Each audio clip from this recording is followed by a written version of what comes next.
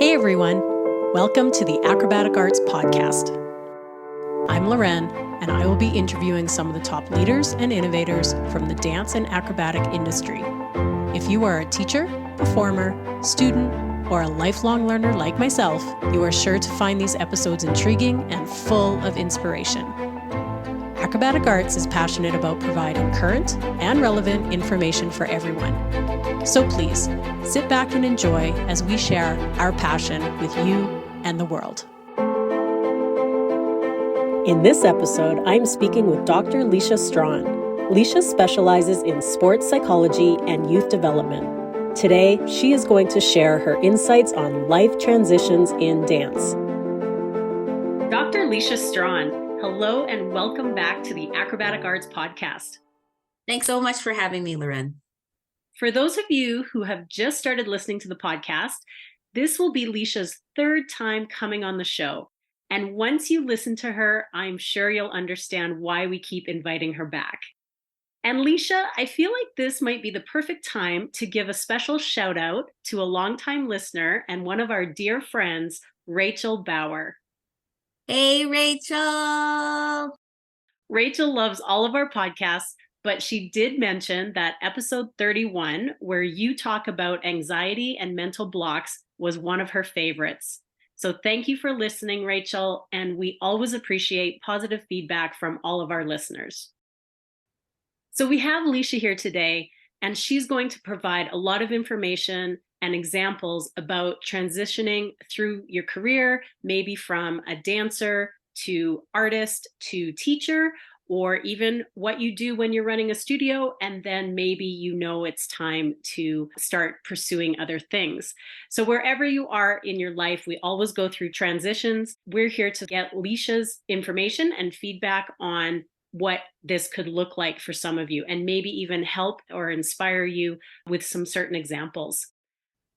Thanks so much for that introduction. And, for those of you who are new or haven't heard me speak before, my background is as an athlete in the sport of baton twirling, but also professionally, I'm a professor at the University of Manitoba. And my doctoral work was generally in the area of sports psychology and more specifically in youth development through sport. Leisha, let's start with life transitions in dance. One thing, even through my own master's experience, I was going through my master's degree, I actually had to do a paper on career retirements and career transitions. And I actually thought that might be where I hang my hat in terms of research and not necessarily in the youth development sphere. But it's always been something that I found very fascinating and trying to understand a bit more about life transitions. This particular topic is very well researched in sports psychology, particularly as it deals with career retirement, athlete career transitions. It's all around us all the time. And if you watch sport or listen to sport as much as I do, there are athletes from all sports going through all different types of transitions, whether it's moving from team to team, whether it is making those decisions based on injury or based on life situations. I love watching tennis, and, coming to the US Open that starts next week, John Isner, who's a US tennis player, has been around a long time. He just posted yesterday that, this will be my last US Open. I'm, now going to move out from being a professional athlete to now taking care of my family. And, athletes and dancers, dance teachers always have to think about what that next step is. It's important to note that, again, as I said, there are a lot of models related to career transitions and retirement, and transitions are constant. If you're a dancer or an athlete, there's even transitions that happen, many in your career, whether it's moving up from a recreational program into a competitive program, whether it's between age levels. So you're a junior and now moving up to being a senior. And we know there are a lot of tensions and different expectations and things that can happen while you're doing that. Even between styles of dance, you might be someone who started in a particular style. Now you're transitioning to maybe be an expert in a different style. Transitions related to studios, whether you're moving studios within the same city, or whether you're moving, your family's moving, and then you have to now acclimatize to a new studio, a new environment. And for teachers, those same things happen. You might also decide to move and go to a new studio, and that's a transition. So I think when we're thinking about career transitions and thinking about life transitions and how that looks at the end, I think it's important just to remember that you've already gone through lots of transitions, and probably very successfully. And if it hasn't been successful, you've definitely learned from those transitions already. And so it's important to think and reflect about all the different transitions that have happened in your life or in your career, and know that this next transition, whether it's transitioning out, doesn't necessarily have to feel as final or as dramatic, as one thinks. I think all these transitions really have to think of how we're making them more normalized. If we talk about personal transitions, Leisha, do you have a personal story or experience that maybe you faced in your career? I think there's two that stand out, and I'm sure there are more. But when I was talking about transitioning from, say, junior levels to senior levels, that's one that really stands out for me in my athletic career. Moving from a junior level to a senior level is always a really important and can be quite a dramatic transition. And especially if you're successful as a junior. And I was really fortunate that I was, successful early on, like as a junior athlete and being able to represent Canada. And I think when I moved up to senior, you just, have that thought in your head that like, I'm just going to continue on with just doing what I did. And it's going to be a piece of cake and I'm just going to transition and it's going to be great. For myself, maybe that first year, moving from junior to senior, I did well. I made finals and nationals. I felt really good. But then the next few years were very challenging. And I think it had a lot to do with expectations I had put on myself, as well as obviously other people excelling as well, right? And passing you and you having to think about, what changes and shifts that you're going to make. And that transition for me was really interesting. And ironically, I think it took me maybe 3 years to understand that transition. And as most dancers, I think as well as athletes, my grade 12 year was supposed to be my last year in Baton. I thought I would just finish and, do my last nationals and just kind of move on with the rest of whatever the next transition was going to be. And I think because I took that pressure off of myself in that last year, understanding that as I was coming to what I thought was the end of my career, really reflecting a lot about my reasons of performing, why I do what I do, and what was motivating me. And I think that year I had the right motivation. I was less focused on other people, less focused on what was going on around me, and just more focused on what my coach and I were trying to create. So, and just enjoying the experience. And so oddly, letting go of that and enjoying the experience and seeing that transition in a different way, I think allowed me then to have some success later in my career. So that happens. And the other one I just want to mention is that my transition out of sport was very uneventful. It was uneventful because I had the choice. Choice plays a big part, especially in the sport literature as well, in terms of how you are able to cope with transitions. And I kind of pared down a little bit, pun intended, to doing a pair towards the end of my career, and I think kind of a gradual slowdown was what I needed in order to be confident with my decision of retiring from my career and not necessarily feeling like I want to come back. I felt like I did everything that I wanted to do and had the experiences that I wanted to experience, and but again, I had the choice. And so an important part of transitions is also thinking about whether you have the choice to make that experience the way you want it to be. And since we're talking about personal transitions, when someone has dedicated a significant portion of their life to one thing like dance or a sport, how do you think we can help them with the idea of moving on to something new? Because that could be scary for some people. It definitely is, a big part, and I think this might come, maybe later on as well, but a big part of of who you are, especially if you start something young and that's who you are, is identity. And there's a lot of literature as well around athletic identity.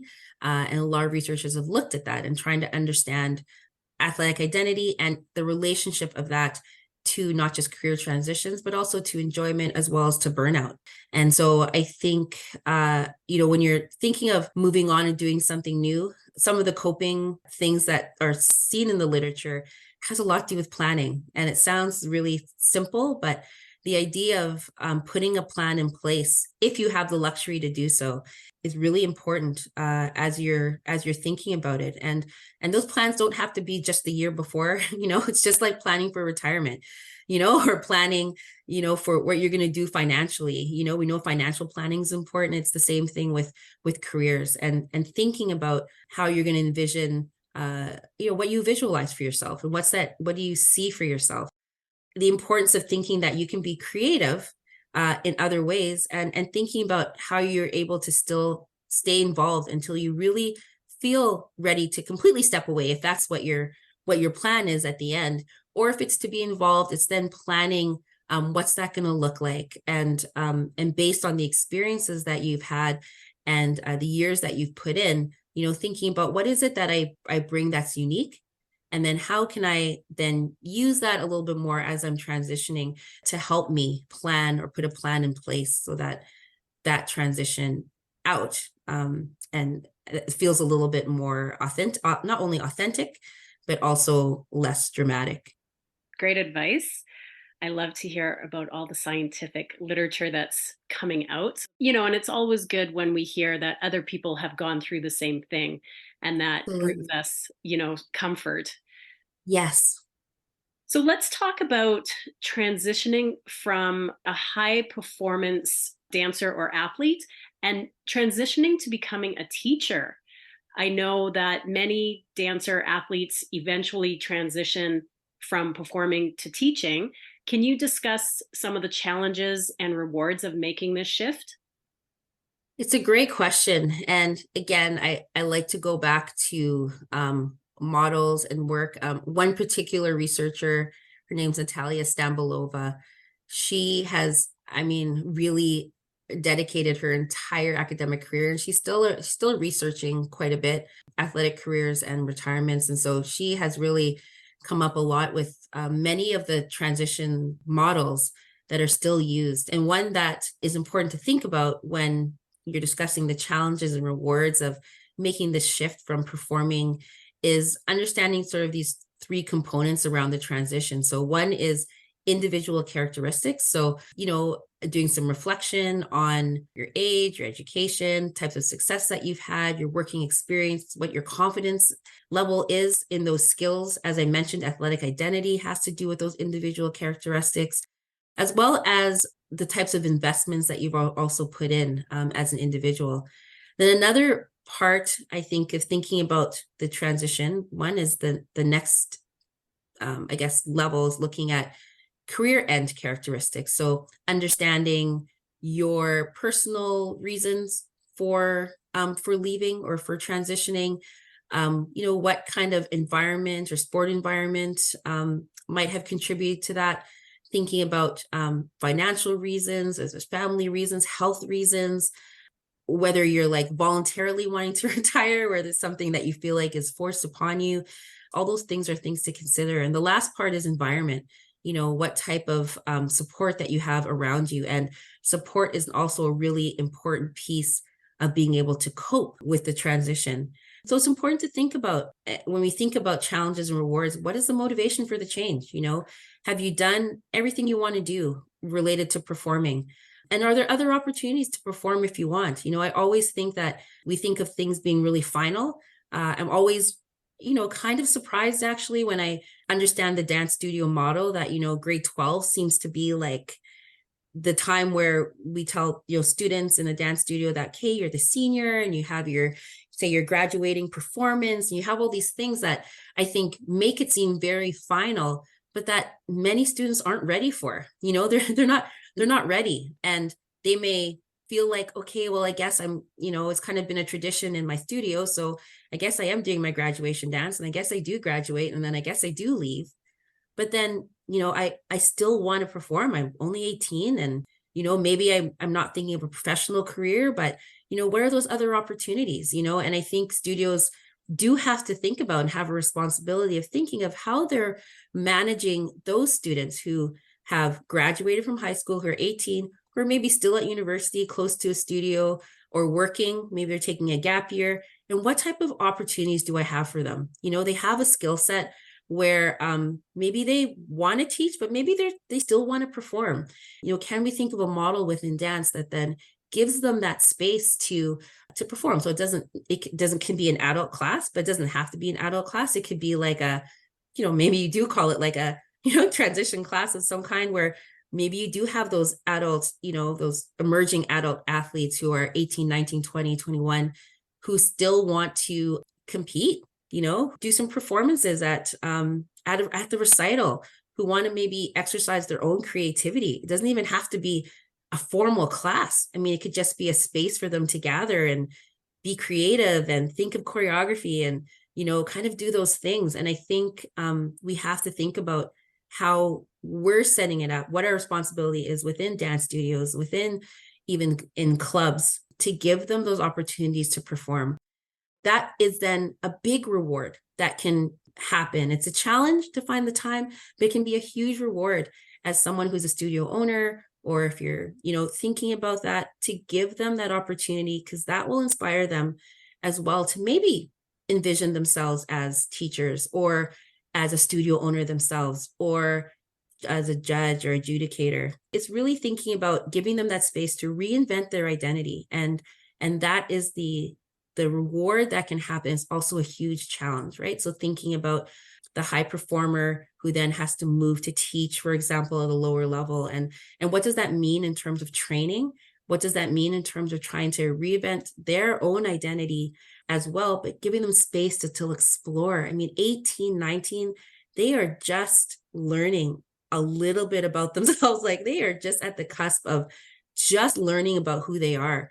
And we know when we watch more mature performers who are in their 20s, like, they can bring something that's different that 16 and 15-year-olds can't. So I think we have to give them that space in that transition. And I would encourage those who are going through that transition to have those conversations about, no, I'm not quite ready. Yes, I might be graduating from high school, but there's still so much more that I want to do.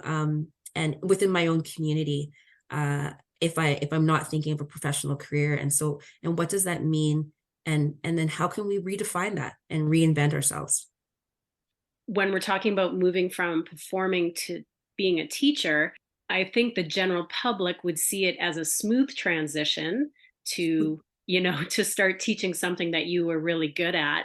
What sort of has been your experience or outlook on that transition?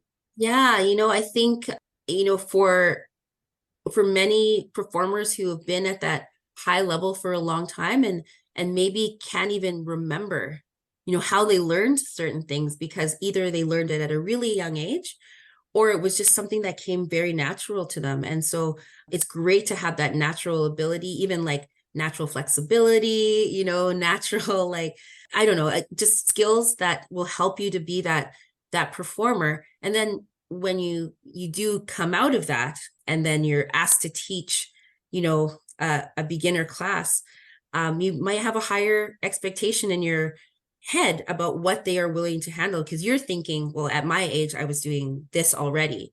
But at your age, if you're a high performer, you could have been in that outlier, in that group of outliers who might just understand, have a different level of understanding. And so, that idea of success for all learners, that like people learn in a lot of different ways. And if you're a high performer, then learning how to teach is a whole other skill set. And I think we do assume a lot, I think, when we take those high performers, say, okay, we'll just come and teach. And we forget that they haven't learned class management. They haven't learned anything about maybe how to plan a class properly. Maybe they haven't been mentored in that role, and they might have the skills to teach choreography at or a higher level, but like, can they, like, what are those fundamentals that they need to teach? And then how do they actually teach it? And not just knowing one way. We know as teachers, we need to have 5, 6, 7, 10 ways of teaching one concept because kids learn differently. And so that's a skill that we can't take for granted. And through that transition, then if we see that transition coming, I think as a studio owner, as a coach, we have to mentor them through that. We can't expect to put them in a class and leave them alone and just, we have to watch them, and then we have to correct them when they're maybe getting frustrated that, there's some little kid who can't necessarily do a specific trick or a specific move or something that we think should be very easy. And if they are at a certain level, they might have already been asked to come and either do a clinic or teach something, or been invited to do something. And those can be very stressful experiences if if you don't have that background to understand that little bit of empathy and understanding that, yeah, I was here, but then how do I teach something at a lower level? And that's a skill that can be taught, definitely, but they have to have the patience and interest, to actually want to learn how to teach at that level. And so having those progressions through syllabi, like acrobatic arts, taking the preschool class, understanding like, what does that look like when I do a preschool module, understanding what a preschool class is about, and then going through, right? And having those experiences are just invaluable and are so needed. You're so right.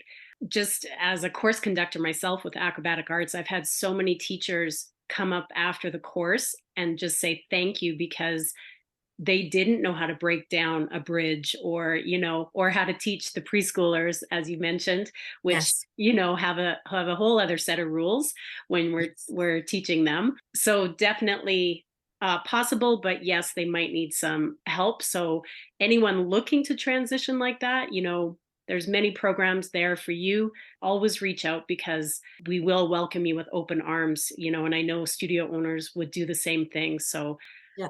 And that's the reward of doing that, right? There's such reward in that. So that's why the transitions don't have to be as daunting as we think. And some are, but they don't necessarily need to be, if we're then, giving people the skills that they need in order to move through and like have the successful transition to wherever they want to go, but giving them those tools that they need in order to do that. And again, going back to planning for that. Leisha, I know we're on a little bit of a time constraint today and you have to get going. I still have a few more things to talk about with transitions. So would you be able to come back in a couple of weeks? Absolutely. Perfect. Well, thank you for today, and I can't wait for next time. Thanks so much, Lauren. If you found this episode helpful, make sure to join us next time. Dr. Strachan and I will talk about transitions due to injuries, evolving self-identity, and adapting to the changing roles as dancers age. Thanks for listening, everyone, and have a great day.